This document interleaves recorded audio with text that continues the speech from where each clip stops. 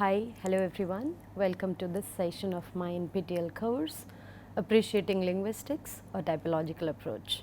We are talking about phonology and eventually we will move to phonological typology. So, when I say phonology, I am also including phonetics by default in my discussion. So, we were talking about phonetics and phonology and eventually we will move to phonological typology, right?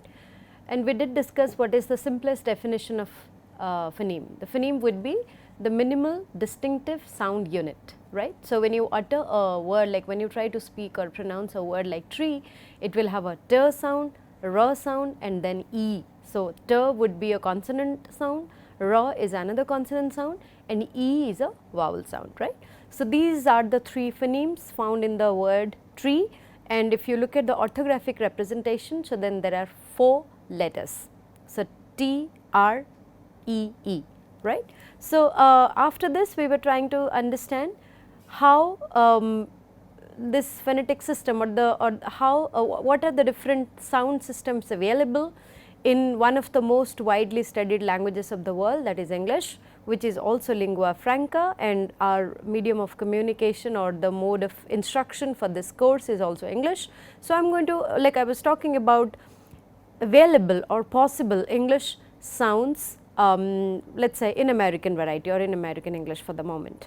So, this is the chart, or this is the detailed description about English speech sounds, and here is a division that I was like I do yesterday.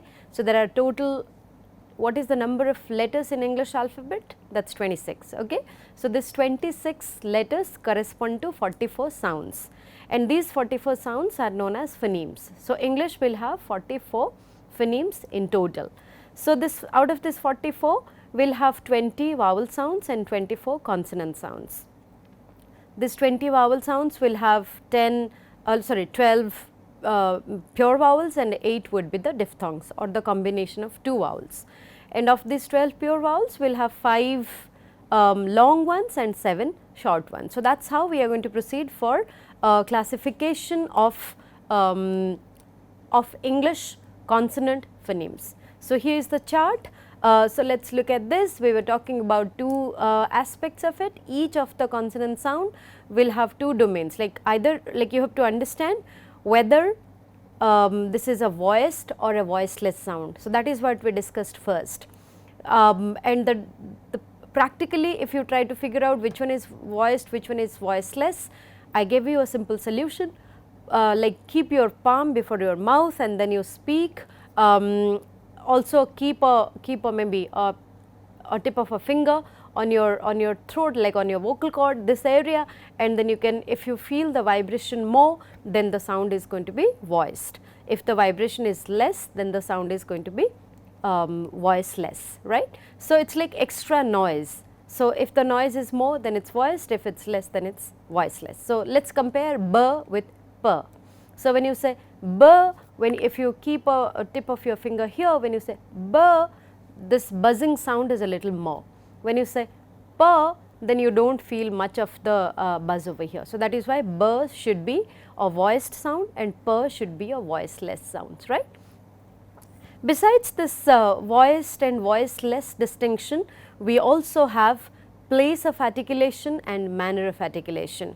So, place of articulation would be related to the voice organs that we have, the organs of speech that we have. If you remember, we were talking about this teeth, our tongue, then uvula, then hard palate, soft palate, pharynx, larynx, these are the vocal cords, yes. So, these are the different kinds of parts of voice organs which help us to utter any sound. And most importantly, speech is absolutely a muscular activity. So, your speech muscles, they get contracted and expanded on the basis of the kind of sound that they have to produce. So, now let us look at the classification table here. I gave you an idea what is a bilabial sound. So, remember, a bilabial sound is formed using both upper lip and then the lower lip, right. So, when you say p, obviously the upper lip and the lower lip both are coming together, and then we will call it bilabial, right. So, what are the bilabial sounds in English? Let us look at the classification table given here. So, we have per sound, per is a bilabial, b is a bilabial sound, m is a bilabial sound, and w is a bilabial sound. Okay. So, p, b, m and w. So, these 4 sounds are known as bilabial sound because of the place of articulation that they have, right. Now, let us move to the second category. The second category is the labiodental. So, when it is labiodental, so these sounds are formed with the upper teeth and then the lower lip. So, 2 things, upper teeth and then the lower lip. So, let us see what are the sounds. The first sound that we have here is f. So, when you say f, you can notice that the upper teeth, like your lower lip is actually it touches the upper teeth. So, that is why it will be known as labiodental f. Then you have the second sound, which is v, v. So, here also one is voiced, the other one is voiceless. F would be a voiceless sound and v would be a voiced sound, but both of them, they are labiodentals. So, f and v, these two are the labiodental sounds in English. Then we are coming to the dentals. So, as the name suggests, the dental sounds are formed with the tongue tip behind the upper front teeth. So, remember the tip of the tongue and then the upper front teeth. So, then you get the sounds which are known as dentals. So, we have 2 dental sounds in English, one is th, the other one is the, th, the. So, in this case you see there is, so which 2 organs are actually functioning here, which 2 organs are involved? One is, the first is your tongue and then there is the teeth ridge or you can say the upper front teeth. So, then you get the dental sounds. So, can you now, since we have discussed about the voiced and voiceless distinction, when you produce th and when you produce the, can you tell me which one is voiced and which one is voiceless? So, th has a separate symbol and the has a separate symbol. Okay. So, let me just read it. So, this one is th, this one is the. Okay. So, when we utter the word, like when we utter the sound th, we generally do not feel the noise more or the vibration more. So, this will be a voiceless sound. But when you say the, then the voice, it is a voiced sound because the vibration is more at the vocal cord area. So, that is going to be, so these two are the dental sounds in English. Then we are going to the alveolars.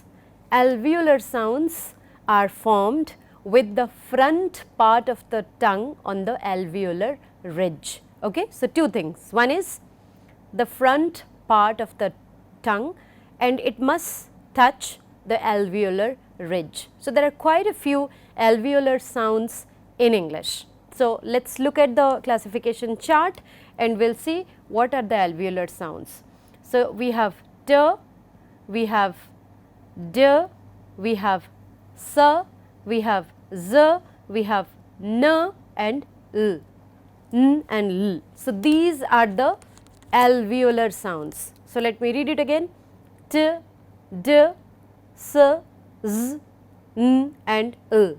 So, these sounds are, remember, these are produced by using the front part of the tongue and it must touch the alveolar ridge. Then you are going to call it alveolar sounds.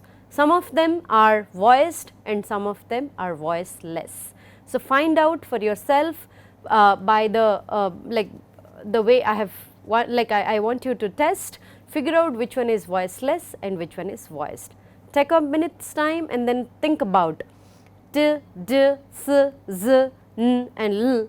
How many of them are voiced and how many of them are voiceless?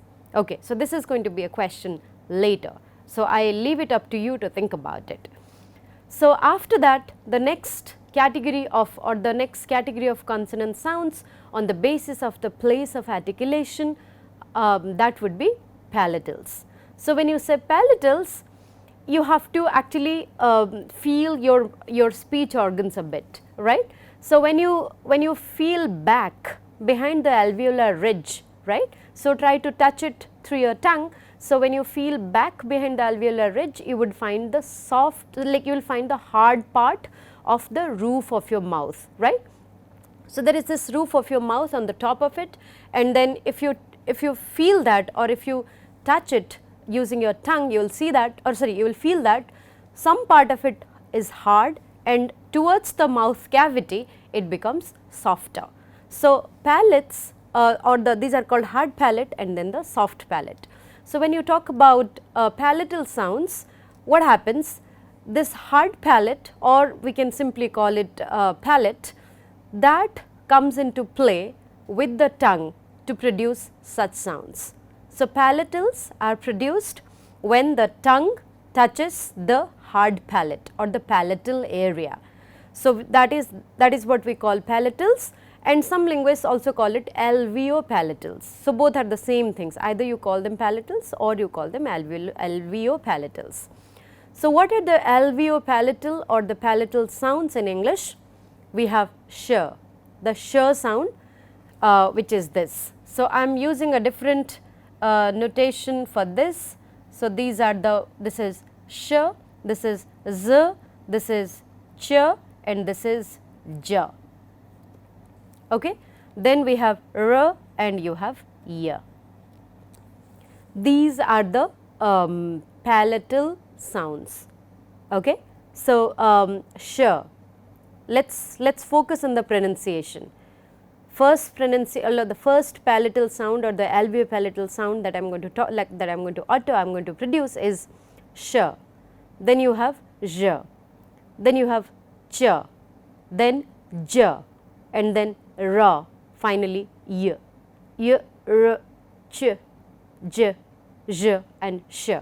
These are the ones which are known as palatals or alveopalatal sounds. Why we call it alveopalatal or palatal, I have already given you the definition or the explanation.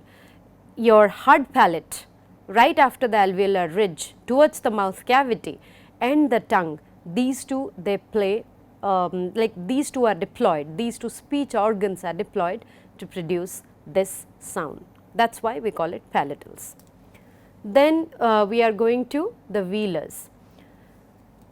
As I just mentioned, if you when you are trying to feel the mouth cavity, after the teeth ridge you have alveolar ridge, and then you have the hard palate, and finally towards the mouth cavity or right inside you will have the soft palate. You can find a soft area, if you you can feel that is called soft palate, right, or this is also known as velum.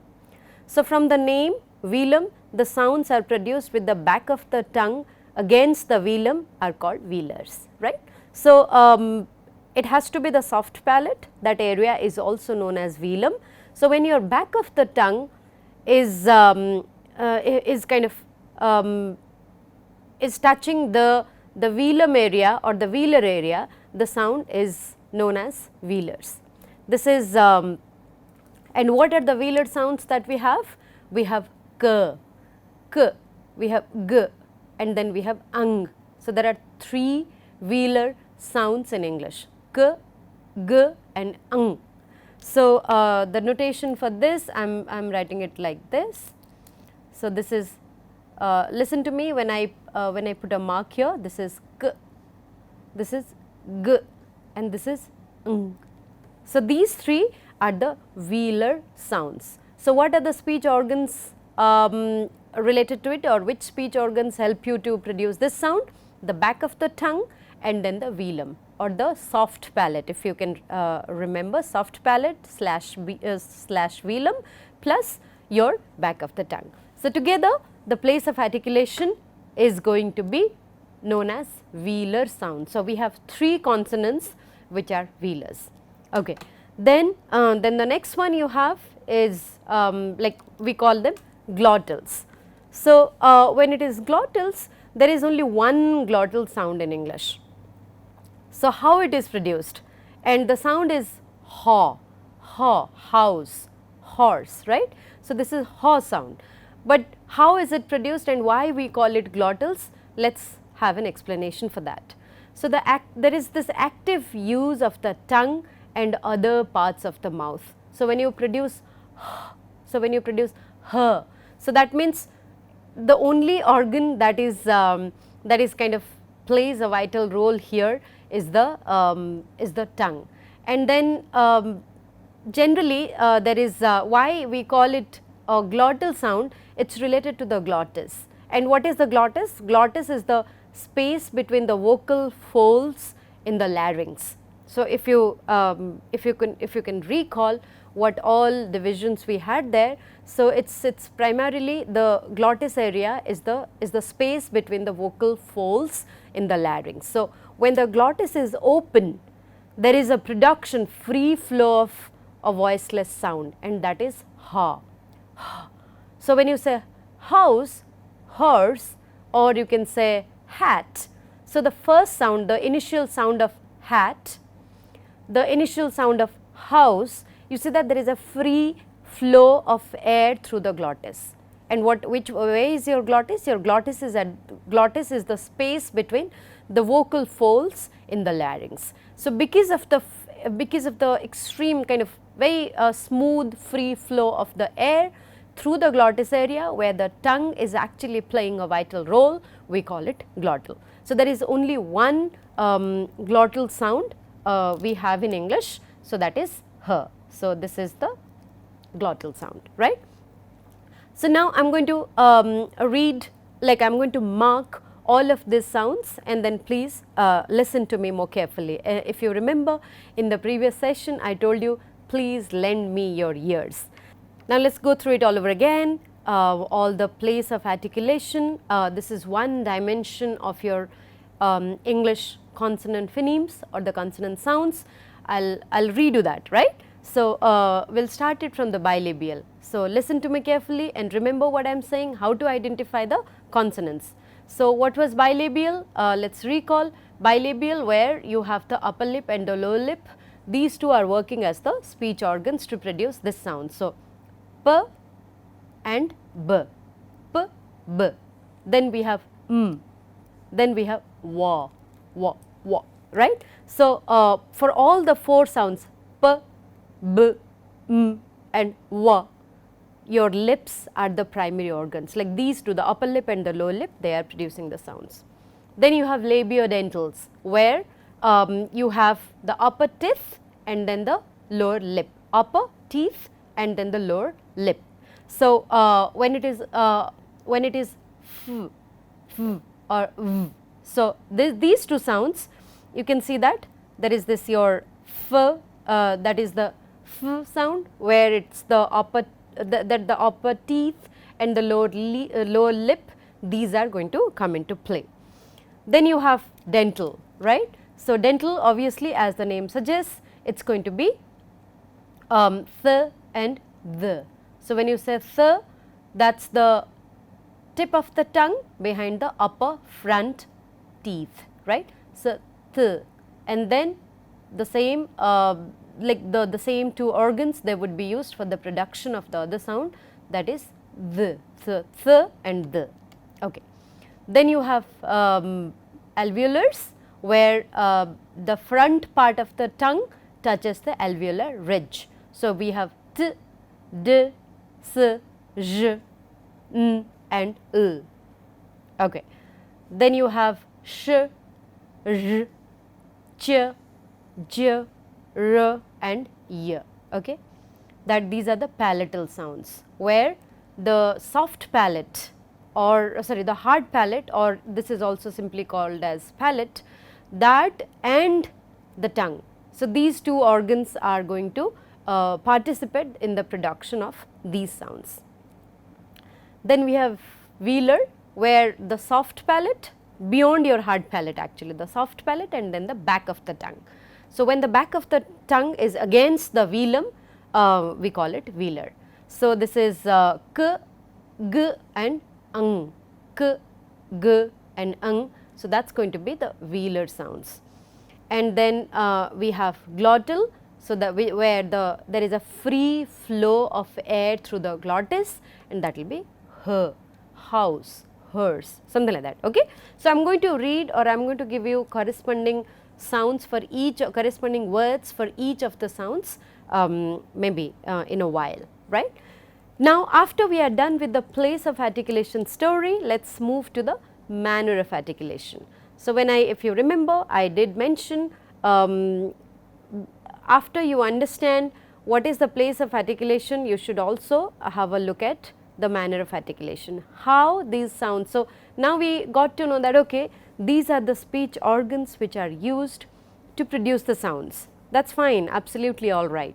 But then after that, the airstream mechanism that we were talking about, there would be a certain kind of flow of air when you would target this sort of sounds, right. So, we have to find out how the stops are working or the fricatives. So, let's look at the classification chart.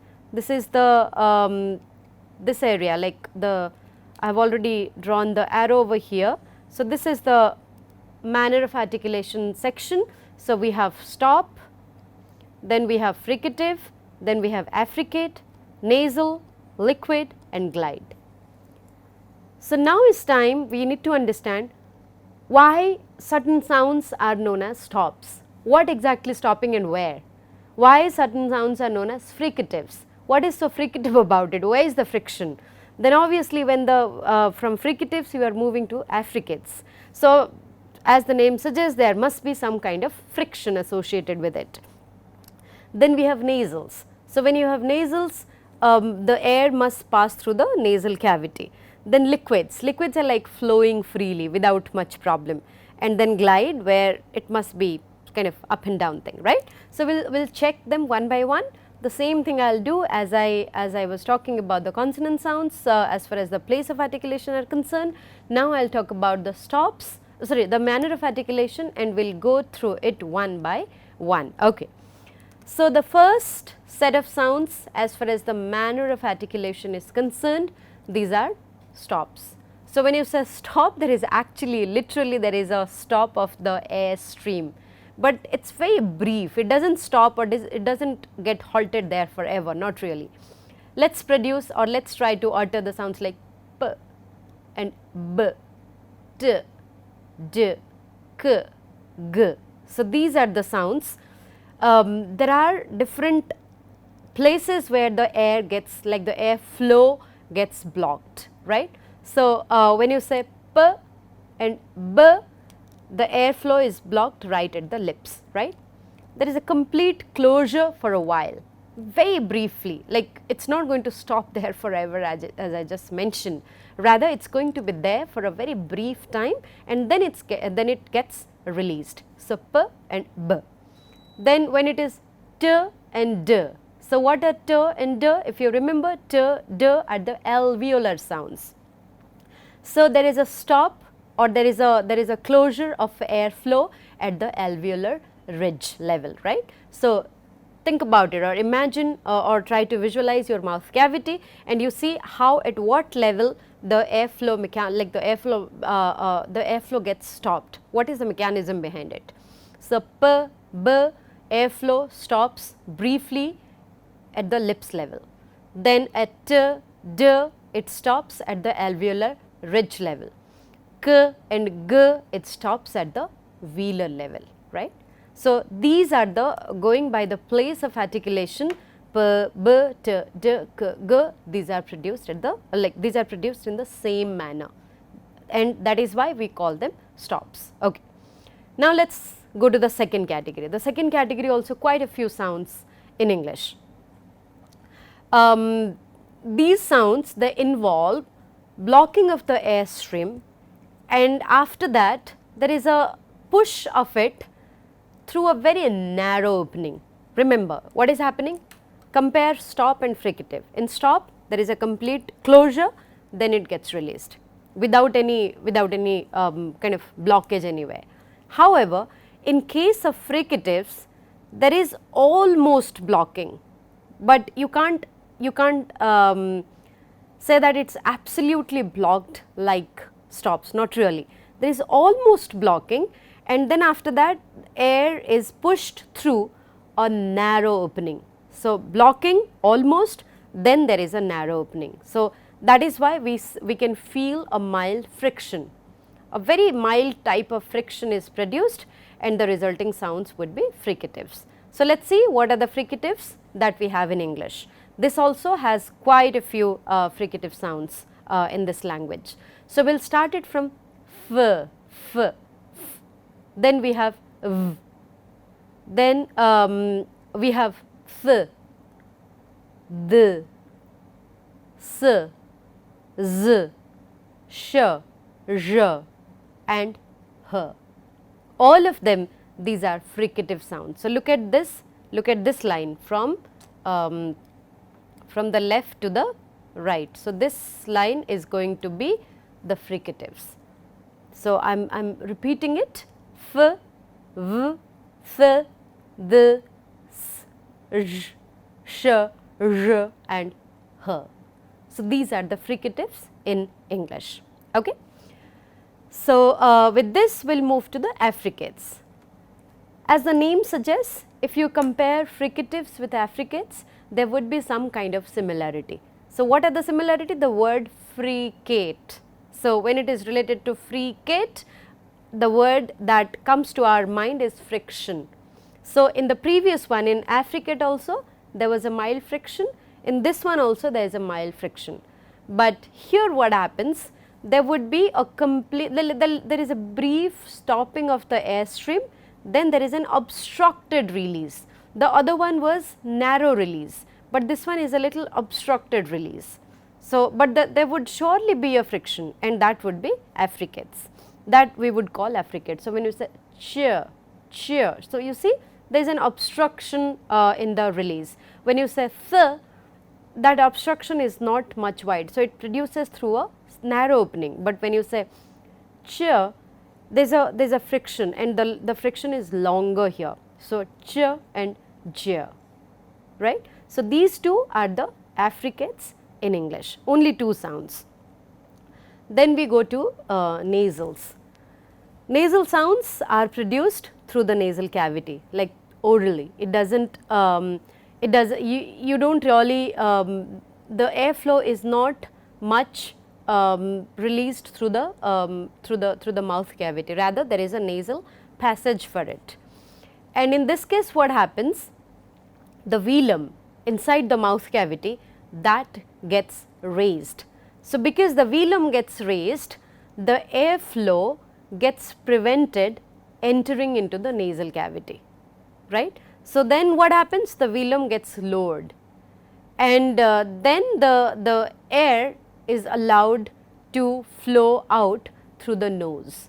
So, first the velum gets raised, and then it blocks the air from entering the nasal cavity.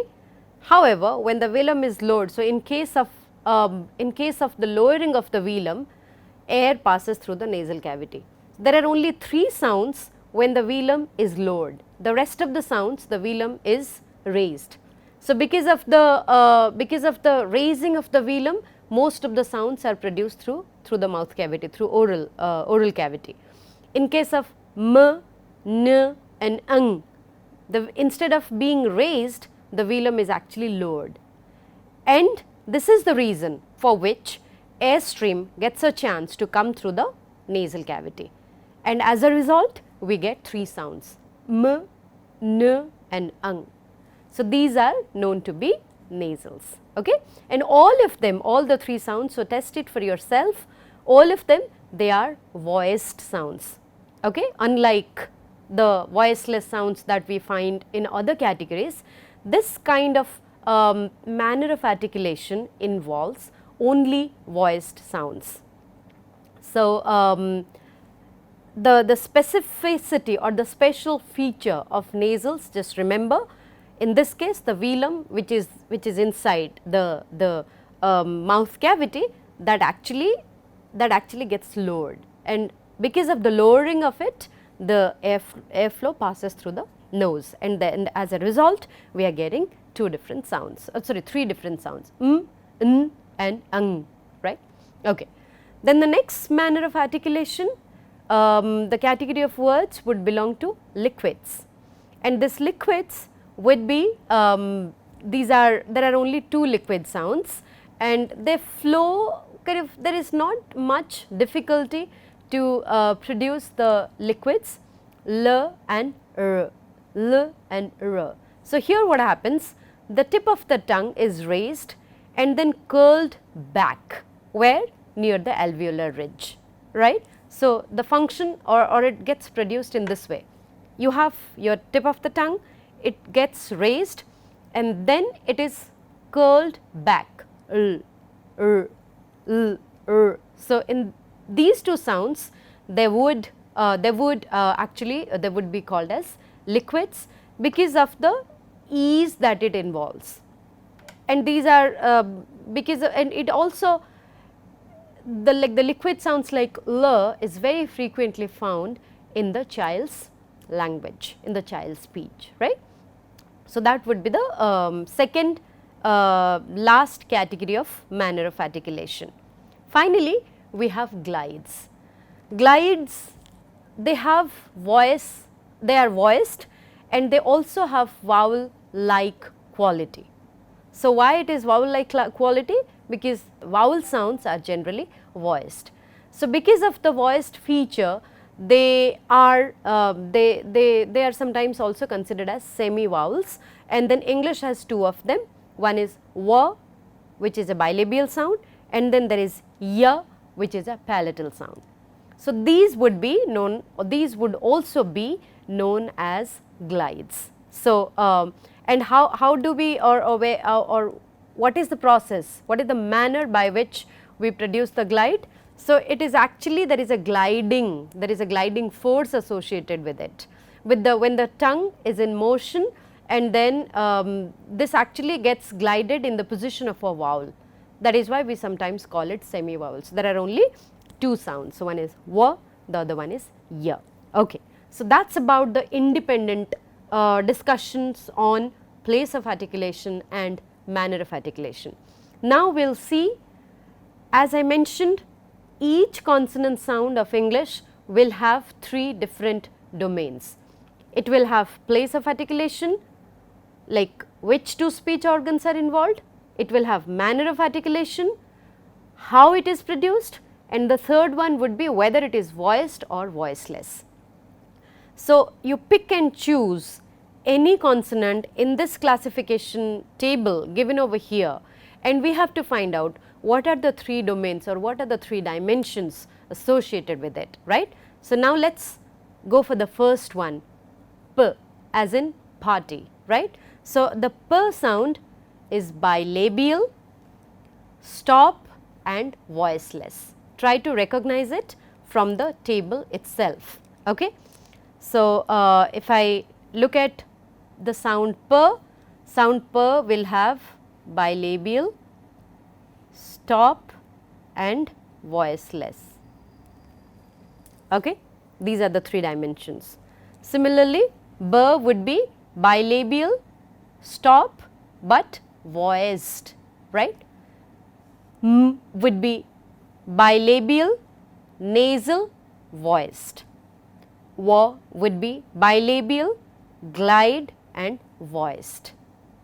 Each of you pick and choose any consonant, you will find three different parameters or three different aspects of it. So, you check f sound, it is labiodental, fricative and voiceless. Okay. Now, let us randomly choose something from here. Ch. Ch is a palatal sound, palatal, affricate and voiceless. Let us check g. G is velar, voiced, stop.